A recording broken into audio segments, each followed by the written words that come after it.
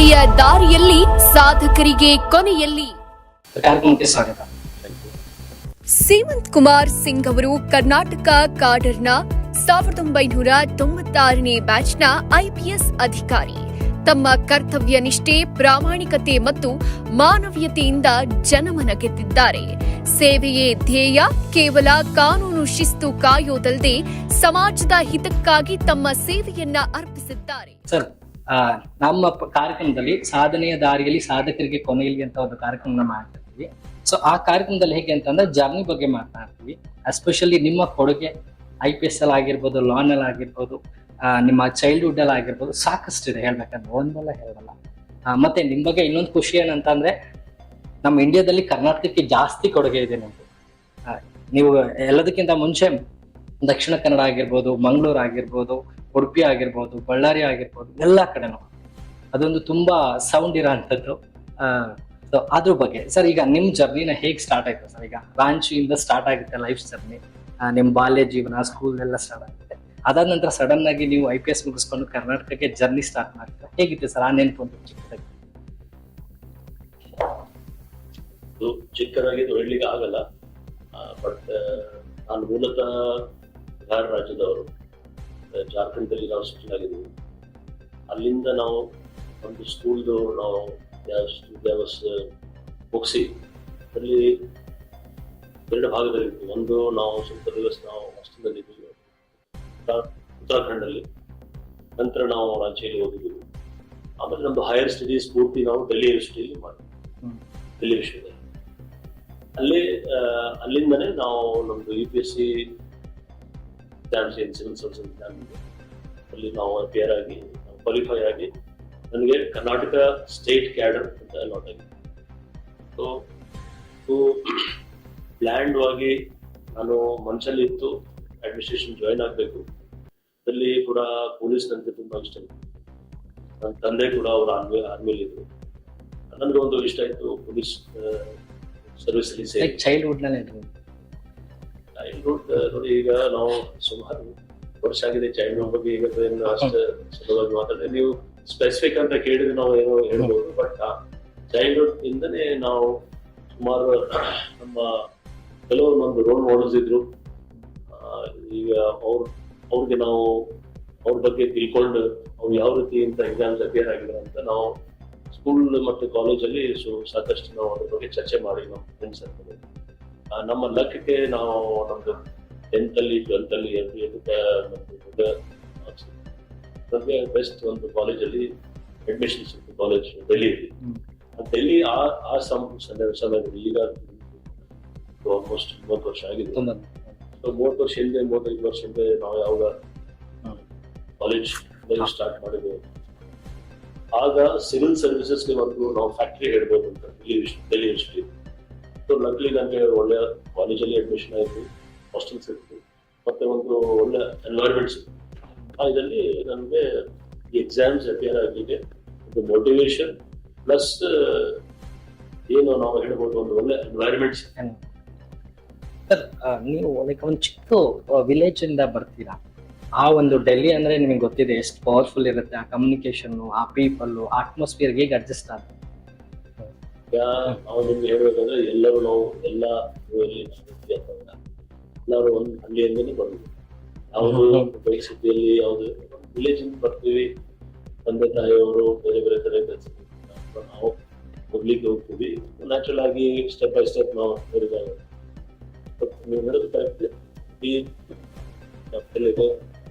City ನಾವು ಕೂಡ ಅಲ್ಲಿ ನಮ್ಗೆ ಒಂದು ಚಾಲೆಂಜ್ ಇಟ್ಕೊಂಡು ನಾನು ನಮ್ಮ ಸ್ಟಡೀಸ್ ಬಗ್ಗೆ ಅಷ್ಟೇ ಚಿಂತನೆ ಮಾಡ್ತೀನಿ.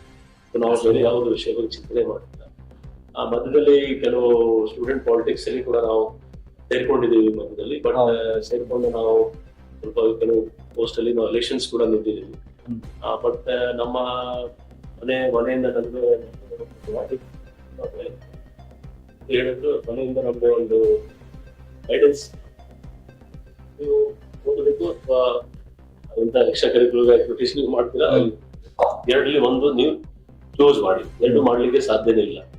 ಸೊ ನಾವು ಸ್ವಲ್ಪ ಸ್ಟಡೀಸ್ ಬಗ್ಗೆ ಜಾಸ್ತಿ ಇಂಟ್ರೆಸ್ಟ್ ತೋರಿಸಿ ಲಕ್ಲಿ ನಾನು ನಿಮ್ಗೆ ಮೊದಲೇನು ಹೇಳಿದೆ, ನಮ್ಮ ಗ್ರೂಪ್ ಸರ್ಕಲ್ ತುಂಬಾ ಚೆನ್ನಾಗಿ ಒಂದು 5-6 ಜನ ನಾವು IPS ಕ್ವಾಲಿಫೈ ಮಾಡಿ ನಾವು ಬೇರೆ ಬೇರೆ ರಾಜ್ಯದಲ್ಲಿ ಕೆಲಸ ಮಾಡ್ತೀವಿ.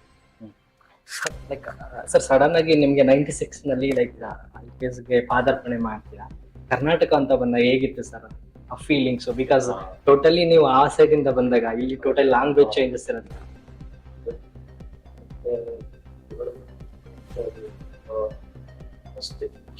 State a lot out there. I think the state of about conflicts.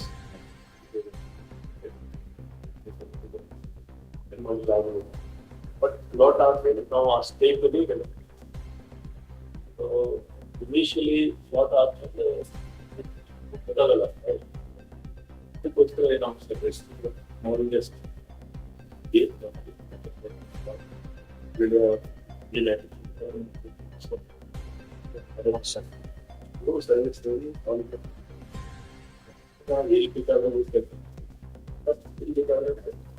State ನನ್ನ ಸ್ಟೇಟ್ ಕರ್ನಾಟಕ.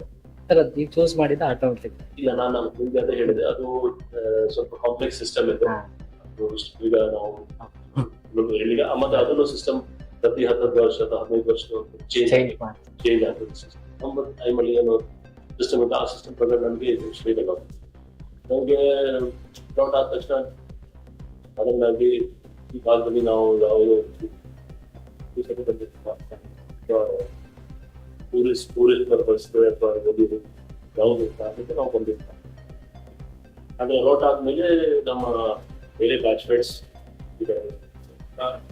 ಸಂಪರ್ಕ ಆದ್ಮೇಲೆ ಮತ್ತೆ ಇಲ್ಲಿ ಬಂದಾದ್ಮೇಲೆ ಈ ವಾತಾವರಣ ಬೇರೆ ಸ್ಟೇಟ್ಸ್ 10 ವರ್ಷ ಹಿಂದೆ ಇತ್ತು, ಈಗ ಇನ್ನೂ ಜಾಸ್ತಿ ಆಗಿದೆ. ಅದರಲ್ಲಿ ನಾನು ತಿಳ್ಕೊಳ್ತೀನಿ, ಐ ವಾಸ್ ಲಕ್ಕಿ ದಟ್ ನಮಗೆ ಸ್ಟೇಟ್ ಸಿಕ್ಕಿದೆ. That way I was lucky. Initially ಸ್ವಲ್ಪ ಒಂಥರ ಇದು ನಮ್ಮ ರಾಜ್ಯ ಬಿಟ್ಟು ಬೇರೆ ರಾಜ್ಯಕ್ಕೆ ಕೆಲಸ ಮಾಡಿದ್ವಿ, ಬಟ್ ಕ್ಲಿಯರ್ ಆಗುವಾಗ ನಮ್ಗೆ ಗೊತ್ತಿತ್ತು ಎಲ್ಲಿ ಬೇಕಾದ್ರೂ ಕೆಲಸ ಮಾಡ್ಲಿಕ್ಕೆ ರೆಡಿ ಇತ್ತು. ಅದೇ ನಮ್ಮ ಸ್ಟೇಟ್ ಅಲ್ಲಿ ಹೋಗ್ಬೇಕು ಅಂತ ಜಾಗನೇ ಹೋಗ್ಬೇಕು ನಮ್ಮ ಕೈಲಿ ಇಲ್ಲ. ಸೊ ಎಕ್ಸಾಮ್ ಕ್ಲಿಯರ್ ಆಗುವಾಗ ಅಪ್ಲಿಕೇಶನ್ ಫಿಲ್ಅಪ್ ಮಾಡುವಾಗ ನಮ್ಗೆ ಗೊತ್ತಿರ್ತದೆ ಎಲ್ಲಿ ಬೇಕಾದ್ರೂ ಕೆಲಸ ಮಾಡ್ಲಿಕ್ಕೆ ಸಿಗ್ತದೆ. ಆ ನಿಟ್ಟಿನಲ್ಲಿ ಇದು ಸಿಕ್ತು, ಒಳ್ಳೆ ಸ್ಟೇಟ್ ಸಿಕ್ತು, ನಾವು ಖುಷಿ. ಸರ್ ಅದಕ್ಕೂ ಮೋರ್ ಚಾಲೆಂಜ್ ಅಂದ್ರೆ ಕರ್ನಾಟಕದಲ್ಲಿ ಮ್ಯಾಂಗ್ಳೂರು. ಇಟ್ಸ್ ನಿಮ್ಗೆಲ್ಲ ಗೊತ್ತಿದೆ ಎಷ್ಟು ಚಾಲೆಂಜಿಂಗ್ ಇರುತ್ತೆ ಅಲ್ಲಿರೋ ಜನರನ್ನ ಹ್ಯಾಂಡಲ್ ಮಾಡ್ಬೇಕಂತ. ಅವರಿಗೂ ಫೀಲ್ ದಟ್ ಸರ್? ಇಲ್ಲ, ಬ್ಯಾಂಗ್ಳೂರ್ ಆತರ ಇಲ್ಲ. ನಾವು ಆಕ್ಚುಲಿ ನಮ್ದು ಫಸ್ಟ್ ಪೋಸ್ಟಿಂಗ್ ಭಟ್ಕಲ್. ಭಟ್ಕಲ್ ಬಂದ ತಕ್ಷಣ ಟ್ರೈನಿಂಗ್ ಆದ್ಮೇಲೆ ASP ಆಗಿ ಪೋಸ್ಟಿಂಗ್ ಆಗ್ತಿದ್ದೆ. ASP ಅಂದ್ರೆ ಅಸಿಸ್ಟೆಂಟ್ ಸೂಪರಿಂಟೆಂಡೆಂಟ್ ಪೊಲೀಸ್ ಆಗಿ ನಾನು ಭಟ್ಕಲ್ ಅಂತ ಸಬ್ ಡಿವಿಷನ್ ಅಂದ್ರೆ ಕಾರವಾರ ಜಿಲ್ಲೆಯಲ್ಲಿ. ಅಲ್ಲಿ ನಾನು ಅಂದಾಜು 2 ವರ್ಷ ಕೆಲಸ ಮಾಡಿದೆ. ನಂತರ ಕೊಡಗು SP ಆಗಿ, ಆಮೇಲೆ ಮಂಗಳೂರಲ್ಲಿ ಮಂಗಳೂರು ಡಿಸ್ಟ್ರಿಕ್ಟ್ ಒಂದು ಅಭಾವಿ ದಕ್ಷಿಣ ಕನ್ನಡ ಡಿಸ್ಟ್ರಿಕ್ಟ್ ಅಲ್ಲಿ ಇರುವಾಗ ಜಿಲ್ಲೆಯಲ್ಲಿ ಹಲವಾರು ಸಮಸ್ಯೆ, ಹಲವಾರು ಚಾಲೆಂಜ್. ನಾನು ನನ್ನ ಇದು ರಿಕಾರ್ಡ್ ಪ್ರಕಾರ ನಾನು ವೆಂಕಟೇಶ್ ಆಗತ್ತೆ 2000 ವಿಷಯ ಮೋಸ್ಟ್ ಸೀನಿಯರ್.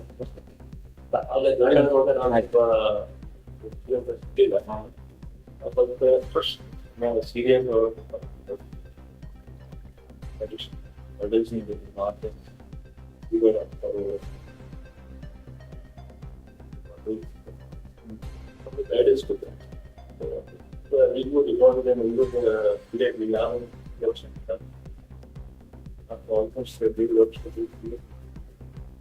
ಈಗಲೂ ನೇಮ್ ತುಂಬಾ ಸೌಂಡ್ ಆಗುತ್ತೆ.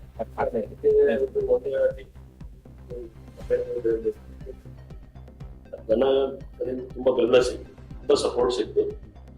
ಅದಕ್ಕೆ ನಂತರ ಕೂಡ 10 ವರ್ಷ ನಂತರ ಯಾವಾಗ ಬೆಂಗಳೂರಲ್ಲಿ ಪೊಲೀಸ್ ಕಮಿಷನರೇಟ್ ಸೆಟಪ್ ಆಗಿತ್ತು, ಆಗ ನಾನು ಫಸ್ಟ್ ಪೊಲೀಸ್ ಕಮಿಷನರ್ ಆಗಿ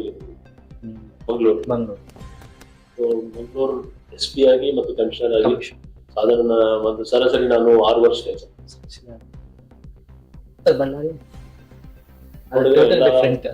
ಎಲ್ಲ ಕಡೆ ಕೆಲಸ ಮಾಡಿದ್ರೆ, ಬೆಳ್ಳಾರಿಯಲ್ಲಿ ಮಾಡಿದ್ದೀನಿ, ಬಿಜಾಪುರಲ್ಲಿ ಮಾಡಿದ್ದೀನಿ, ಆಲ್ಮೋಸ್ಟ್ ಕರ್ನಾಟಕ, ಕೋಲಾರ ಮಾಡಿದ್ದೀನಿ, ಮಂಡ್ಯದಲ್ಲಿ ಮಾಡಿದ್ದೀನಿ, ಕೊಡಗಲ್ಲಿ ಮಾಡಿದ್ದೀನಿ, ಬೆಳಗಾವಿ ಟ್ರೈನಿಂಗ್ ಮಾಡಿದ್ವಿ. ಸೊ ಎಂಟೈರ್ ಕರ್ನಾಟಕ ನಾವು north, central, south, you know the beauty of the Karnataka and people of the Karnataka. ಯಾವ ಜಾಗಕ್ಕೆ ಹೋದ್ರೆ ಯಾರು ಯಾವ ತರ ಇರ್ತಾರೆ ಅಂತ ಸೊ ಅಂದ್ರೆ ನಾವು ಎಕ್ಸ್ಪರ್ಟ್ ಇಲ್ಲ, ಬಟ್ ಸಾಧಾರಣ ಕೆಲಸ ಮಾಡಿ ನಮ್ಗೆ ಗೊತ್ತಾಯ್ತು. ಅಲ್ಲಿ ಬಗ್ಗೆ ತುಂಬಾ ಬ್ಯಾಂಗ್ಳೂರ್ಗೆ ಪೊಲೀಸ್ ಕಮಿಷನರ್ ಆಗಿ ನೀವು ಲೈಕ್ ಆಯ್ಕೆಯಾಗಿ ಸ್ಟಾರ್ಟ್ ಮಾಡಿದಾಗ ಏನ್ ಥಾಟ್ಸ್ ಇತ್ತು ಸರ್? ಏನಾದ್ರು ಇತ್ತ ಸರ್ ಈಗ ಮಾಡಬೇಕು ಅಂತ? ಯಾಕೆಂದ್ರೆ ಎಷ್ಟೇ ಫುಲ್ಫಿಲ್ ಮಾಡಿದ್ರು ಎಲ್ಲೋ ಒಂದ್ ಕಡೆ ಮನ್ಸಲ್ಲಿರುತ್ತೆ ಈಗಿದ್ರೆ ಚೆನ್ನಾಗಿರುತ್ತೆ, ಎಫರ್ಟ್ ಆಗ್ತಿರ್ತೀರಾ, ಆಮೇಲೆ ಅದಕ್ಕೋಸ್ಕರನೇ ಎಲ್ಲೋ ಒಂದ್ ಕಡೆ ಮನ್ಸು ನನ್ಗೆ ಹಿಂಗಿದ್ರೆ ಚೆನ್ನಾಗಿರುತ್ತೆ. ಪೊಲೀಸಿಂಗ್ ಬಹಳ ಒಂದು ವಿಚಿತ್ರ ನಾವು ಡಿಪಾರ್ಟ್ಮೆಂಟ್ ಇದೆ, ಯಾಕಂದ್ರೆ ದಿನನಿತ್ಯ ಒಂದು ಹೊಸ ಚಾಲೆಂಜ್ ಸೊ ನಾವು ಎರಡು ಭಾಗದಲ್ಲಿ ನಾವು ಕೆಲಸ ನಾವು ನನ್ನ ಎಕ್ಸ್ಪೀರಿಯನ್ಸ್ ಅಲ್ಲಿ ನಾವು ಏನ್ ಮಾಡ್ಕೊಂಡು ಬಂದಿದ್ದೀವಿ. ಒಂದು ಲಾಂಗ್ ಟರ್ಮ್ ನಾವು ಕೆಲವು ಗೋಲ್ಸ್ ತಗೊಂಡೋಗ್ತೀವಿ, ಟೈಮ್ ಸಿಕ್ಕಾಗ ಇದು ಎಲ್ಲ ಮಾಡ್ಬೇಕು. ಯಾವಾಗ ಟೈಮ್ ಇಲ್ಲ ಅಂದ್ರೆ ಬೇರೆ ಕೆಲಸ ಏನು ಅರ್ಜೆಂಟ್ ಕೆಲಸ ಇದೆ ಅದು ಮಾಡ್ಬೇಕು.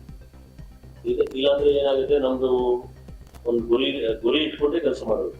ಗುರಿ ಇಟ್ಕೊಂಡು ಕೆಲಸ ಮಾಡುವಾಗ ಕೆಲವು ಟೈಮ್ ಮಧ್ಯದಲ್ಲಿ ಏನಾದ್ರು ಬೇರೆ ಕೆಲಸ ಅರ್ಜೆಂಟ್ ಮಾಡ್ಬೇಕು. ಏನಾದ್ರು ನಿಂತ್ಕೊಂಡಿದೆ, ಬಂದೋಬಸ್ತ್ ಏನಾದ್ರು ಮೀಟಿಂಗ್ಸ್ ಇರಲಿ, ಸುಮಾರು ಕೆಲಸ ಇರಲಿ. ಸೊ ಎರಡು ಭಾಗದಲ್ಲಿ ನಾವು ನಮ್ದು ಪ್ರಯಾರಿಟೀಸ್ ಕ್ಲಿಯರ್ ಮಾಡ್ಬಿಟ್ರೆ ನಮಗೆ ಸಮಸ್ಯೆ ಇಲ್ಲ. ಇಲ್ಲಾಂದ್ರೆ ಏನಾಗುತ್ತೆ, ನಾವು ಇದನ್ನು ಮಾಡ್ಲಿಕ್ಕೆ ಆಗ್ತಾರ ಅದನ್ನು. ಸೊ ನಾವು ಮೊದಲಿಂದ ಇದೆಯಲ್ಲ, ಮತ್ತೆ ಎಲ್ಲಿ ನಾವು ಕೆಲಸ ಮಾಡಿದ್ದೀವಿ, ಕೆಲವು ಸೀನಿಯರ್ಸ್ ಅವ್ರ ಟ್ರೈನಿಂಗ್ ಅದು ಪ್ಲಾನ್ ಮಾಡಿ ನಾವು ಕೆಲಸ ಮಾಡ್ತಾ ಇದೀವಿ. ಸೊ ಅದಕ್ಕೆ ಏನು ಸಮಸ್ಯೆ ಆಗ್ತದೆ. ನೀವು ಹೇಳೋದು ಬ್ಯಾಂಗ್ಳೂರ್ ಶಹರ್ ಒಂದು ಸಿಟಿ, ದೊಡ್ಡ ಸಿಟಿ ಇದೆ, ಅವರು ಸಮಸ್ಯೆ ಇದೆ. ಸೊ ಎಲ್ಲ ಸಮಸ್ಯೆ ಅಂದ್ರೆ ಪೊಲೀಸ್ ಸಂಬಂಧಪಟ್ಟಿದೆ. ಪೊಲೀಸ್ದು ಏನೋ ನಾವು ಚಾಲೆಂಜ್ ಇದೆ ಅದು ಸುಮಾರು ನಾವು ನೋಟಿಫೈ ಮಾಡಿದ್ರೆ ನೋಟ್ ಮಾಡಿ ಇಟ್ಟಿದ್ದೀವಿ.